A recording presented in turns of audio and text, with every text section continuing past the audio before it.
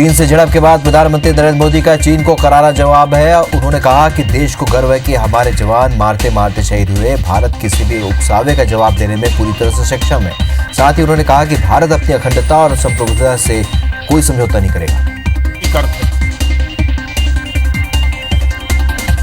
हम कभी किसी को भी उकसाते नहीं हैं, लेकिन हम अपने देश की अखंडता और संप्रभुता के साथ समझौता भी नहीं करते हैं।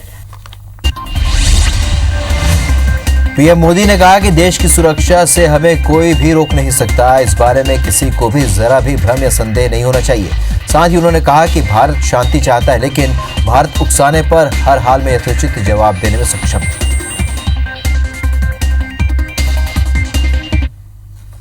भारत उकसाने पर हर हाल में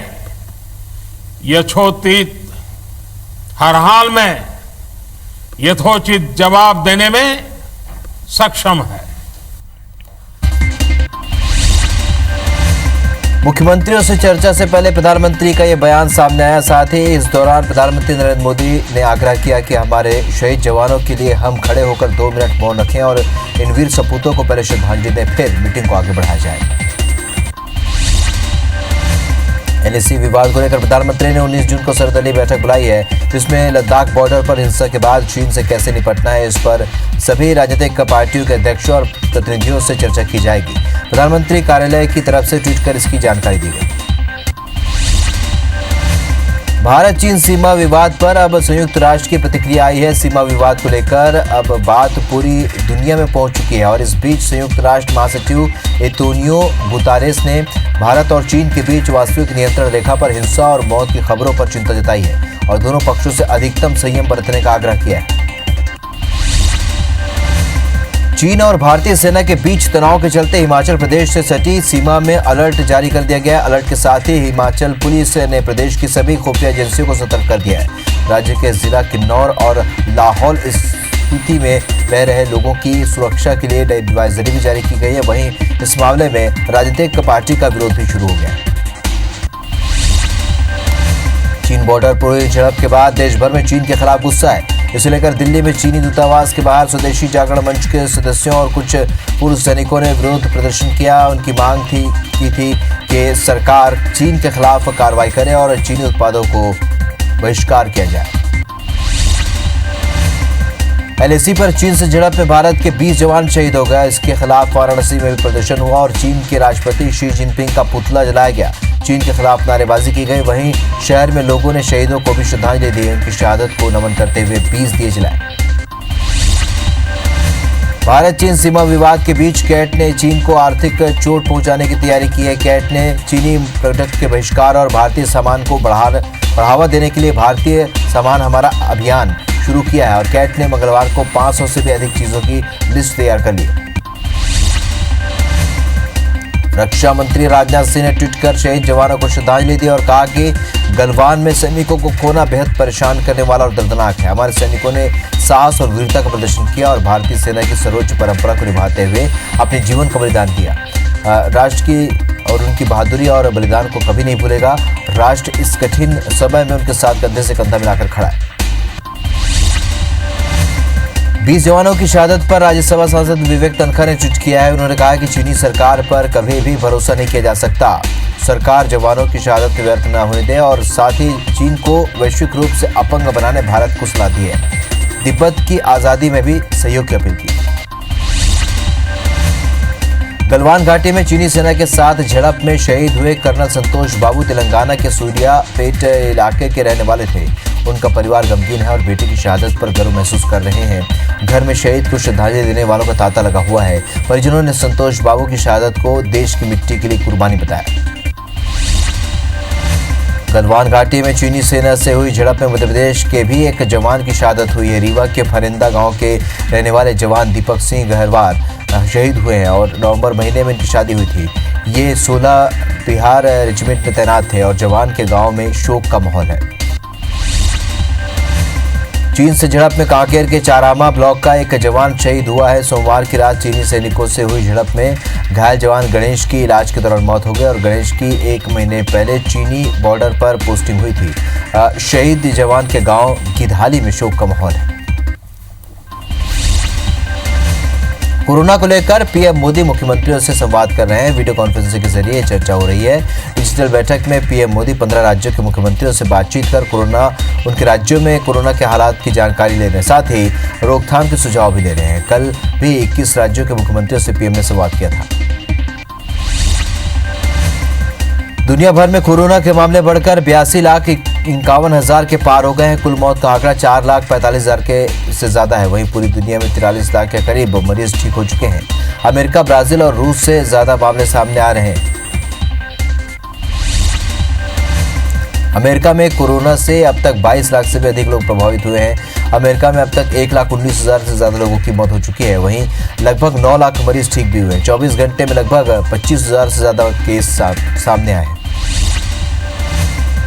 देश भर में एक दिन में 2,000 लोगों की मौत हो गई है और अब तक 11,921 लोगों की कोरोना से मौत हो चुकी है। तो देश में कोरोना से 3,55,000 का आंकड़ा पार कर लिया है, लेकिन अब तक 1,87,000 से ज्यादा मरीज ठीक भी हो चुके हैं। देश की रिकवरी रेट सुधार के साथ 52% पहुंच गई है। महाराष्ट्र में कोरोना के आंकड़े 1,13,000 को पार कर गए हैं। अब तक 5,537 लोगों की मौत हो गई है। महाराष्ट्र में एक्टिव मरीजों की संख्या बढ़कर 50,000 हो गई है के पार हो गई और प्रदेश में मुंबई, ठाणे और पुणे में कोरोना मरीजों का आंकड़ा भी बढ़ रहा है। एक दिन में 2,701 मामले सामने आए। तमिलनाडु में कोरोना मरीजों का आंकड़ा 48,000 को पार कर गया है। कोरोना से अब तक 528 लोगों की मौत हो चुकी है। बता दें कि प्रदेश में एक दिन में लगभग 1,515 नए मरीज मिले हैं और देश में कोरोना के मामले में तमिलनाडु दूसरे स्थान है। देश की राजधानी दिल्ली में कोरोना मरीजों की संख्या 44,000 के करीब पहुंच गई। अब तक 1,800 लोगों की मौत हो चुकी है। दिल्ली में कोरोना से 16,500 से भी ज्यादा लोग ठीक हो चुके हैं। बता दें कि एक दिन में 1,500 से भी ज्यादा लोग पॉजिटिव मिले। देश में कोरोना गुजरात के कोरोना मामले में चौथे नंबर पर है गुजरात और गुजरात में अब तक 24,000 से भी ज्यादा कोरोना पॉजिटिव मिले हैं। प्रदेश में अब तक 1,534 लोगों की मौत हो चुकी है। वहीं 17,090 से भी ज्यादा लोग कोरोना को हरा कर घर जा चुके हैं।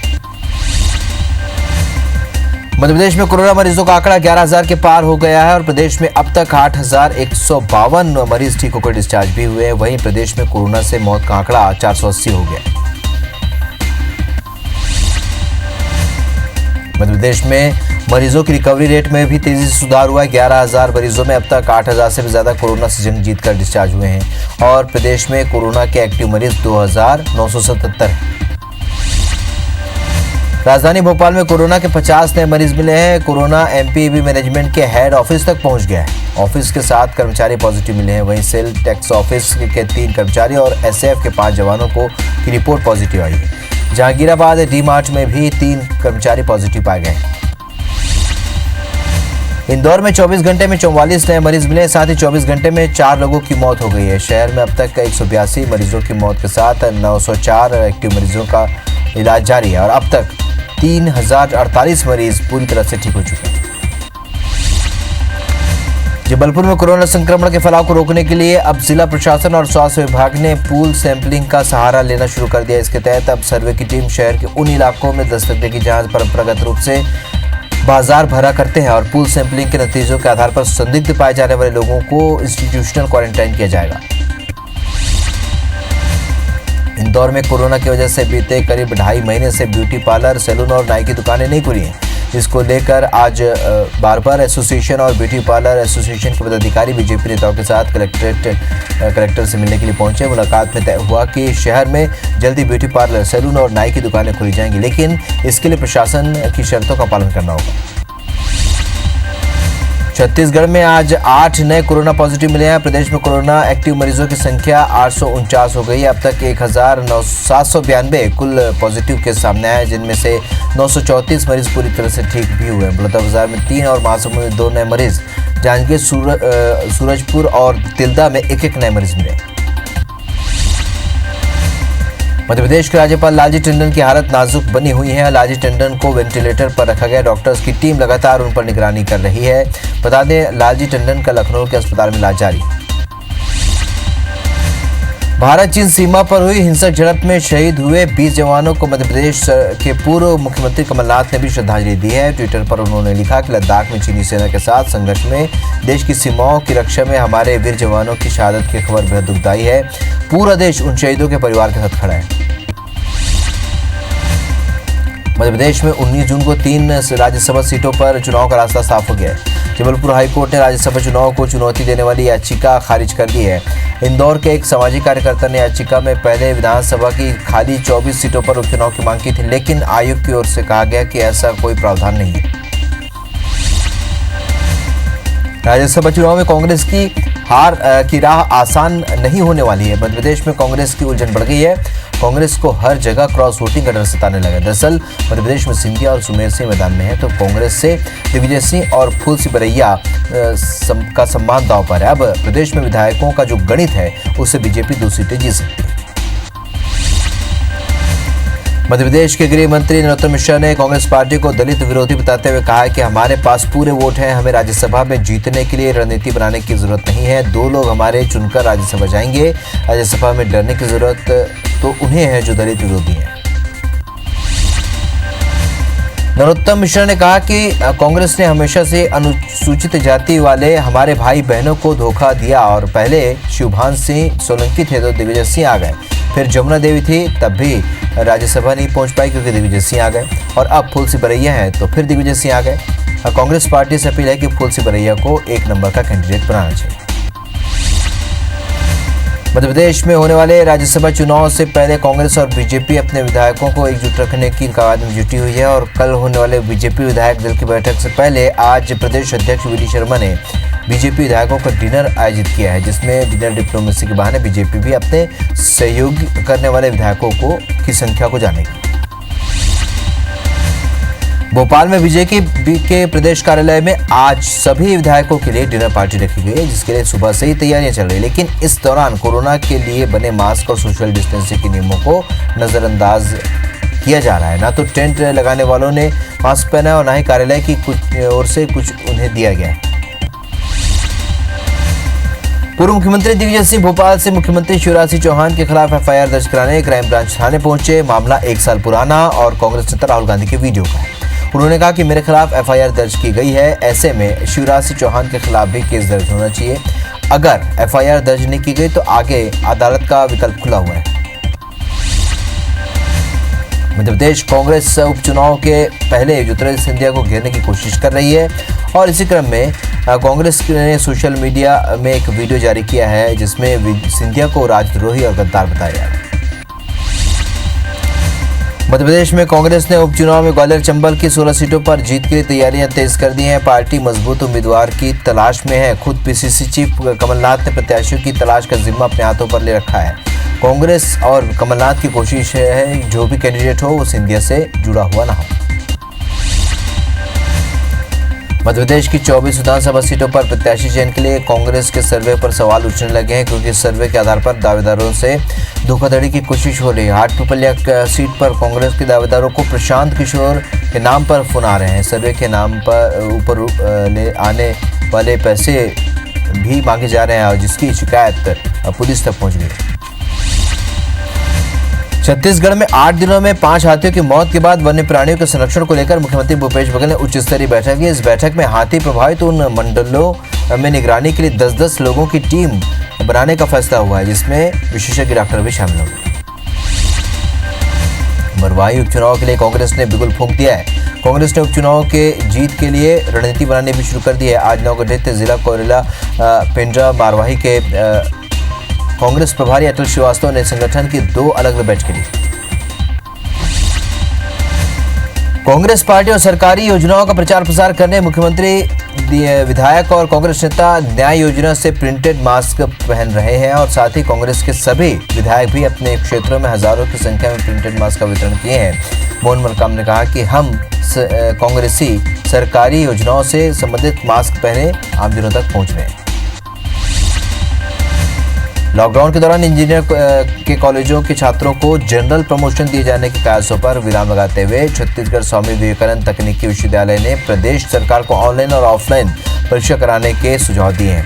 यूनिवर्सिटी के रजिस्ट्रार का मानना है कि टेक्निकल एजुकेशन में जनरल प्रमोशन नहीं दिया जा सकता।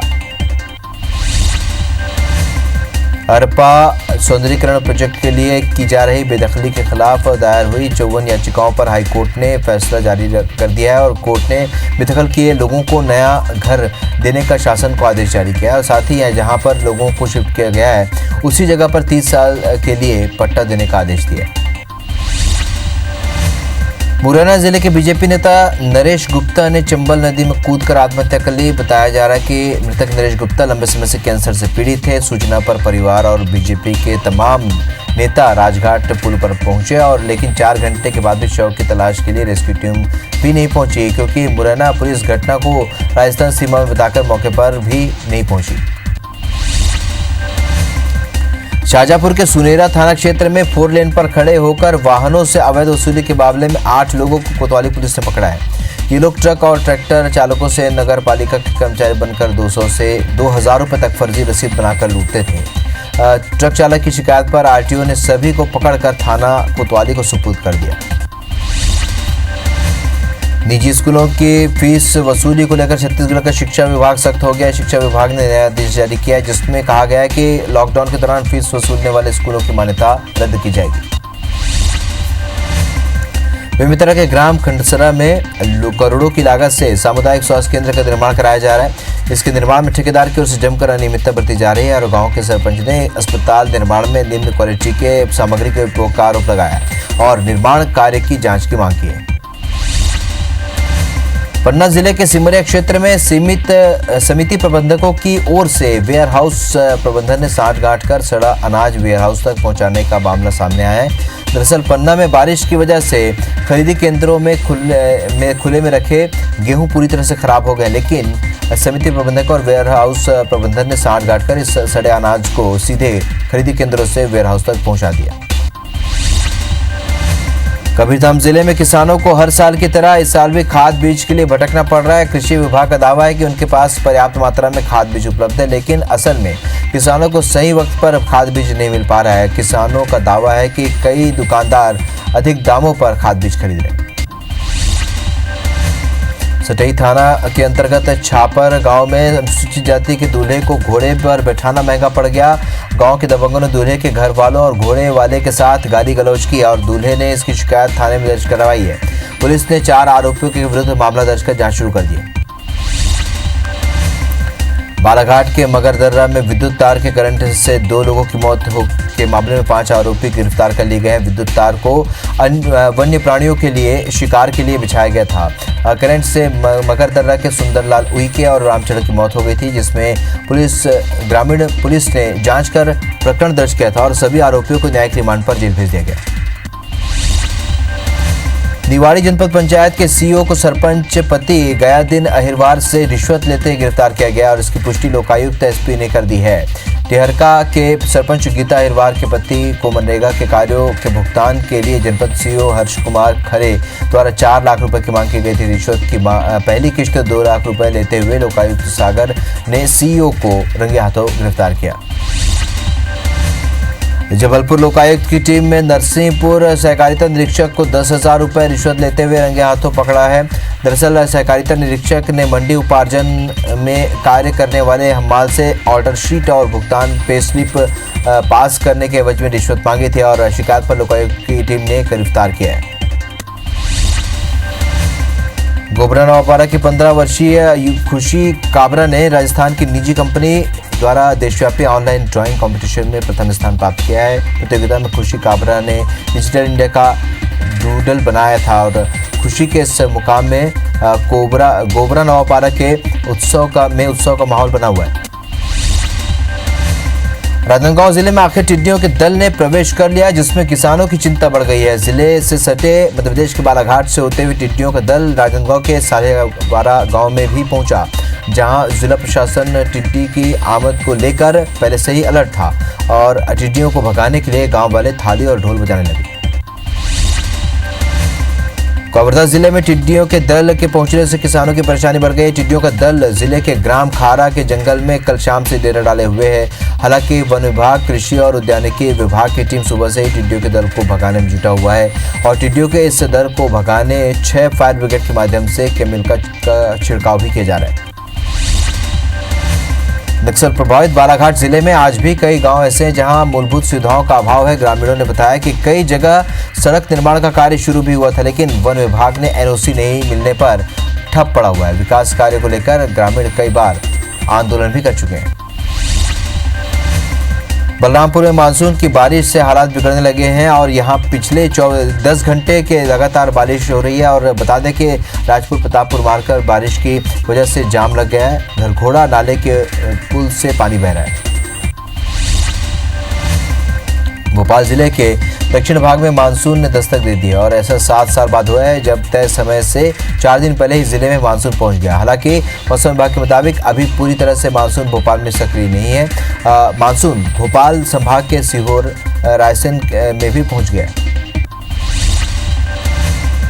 भिलाई के वार्ड क्रमांक 25 संतोषी पारा में डेंगू के मरीजों की संख्या लगातार बढ़ रही है और आज सैंपल में रिपोर्ट आने के बाद डेंगू मरीजों की संख्या 10 पहुंच गई है और एक गर्भवती महिला भी डेंगू पीड़ित पाई गई है, जिसे दुर्ग जिला अस्पताल में भर्ती कराया गया। इंदौर में अनलॉक के चलते सामान्य दिनों के मुकाबले कोर्ट में 3 गुना ज्यादा शादियां हो रही हैं। वहीं हर दिन 100 से ज्यादा आवेदक शादी की अनुमति के लिए कलेक्टेड आ रहे हैं। ऐसे में सरकार की गाइडलाइन के मुताबिक एक शादी में 50 लोग शामिल हो सकते हैं। अयोध्या के सरयू नदी में अनलॉक 1 के बाद रामकौड़ी के अविरल धारा को खोल दिया गया है, जहां बच्चे और बड़े सोशल डिस्टेंसिंग का धज्जियां उड़ाते हुए नहाते हुए नजर आए। सूचना पर पुलिस सरयू नदी के रामकौड़ी घाट पहुंचकर लोगों को समझाइश दी और सोशल डिस्टेंसिंग की धज्जियां उड़ाने वालों पर कार्रवाई की गई।